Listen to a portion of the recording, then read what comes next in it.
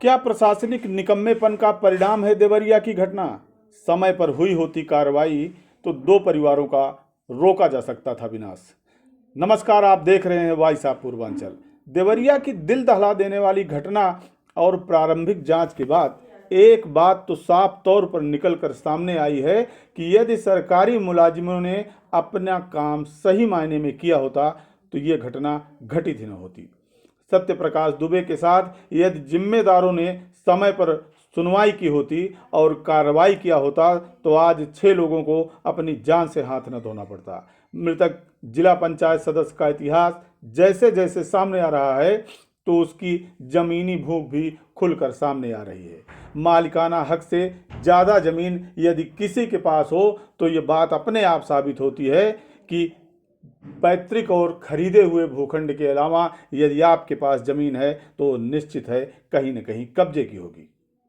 अब सवाल उठता है और सुनने में भी आ रहा है कि बाबा का बुलडोजर देवरिया घटना पर न्याय करने के लिए आ रहा है। अगर बुलडोजर चला तो क्या और जिंदगानियां नहीं प्रभावित होती हैं?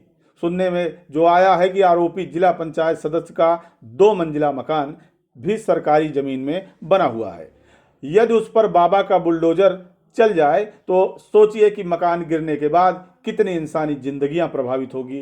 कानून अपना काम करेगा निश्चित, लेकिन यदि सत्य प्रकाश के प्रार्थना पत्र पर समय रहते कार्रवाई हुई होती तो यह नरसंहार शायद न हुआ होता। ऐसे कितने ही सत्य प्रकाश हैं जो कथित रसूखदारों का शिकार होकर घूम रहे हैं लेकिन उनकी सुनवाई नहीं हो रही है।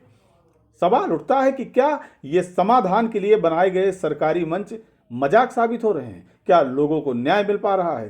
चाहे तहसील दिवस हो, थाना दिवस हो, यहाँ भी ये देखा जा रहा है कि व्हाइट कॉलर लोगों के सामने जनसामान्य महज सरकारी चौखटों पर भटकने वाला एक जीव बन के रह गया है। देवरिया की घटना से कहीं न कहीं शासन प्रशासन के उस निकम्मेपन व्यवस्था को सबक लेना चाहिए कि समय रहते अगर पीड़ितों की समस्याओं पर कार्रवाई न की गई तो इस तरह की घटनाएं अपने आप कारित हो जाती हैं। वॉइस ऑफ पूर्वांचल के लिए ब्यूरो रिपोर्ट।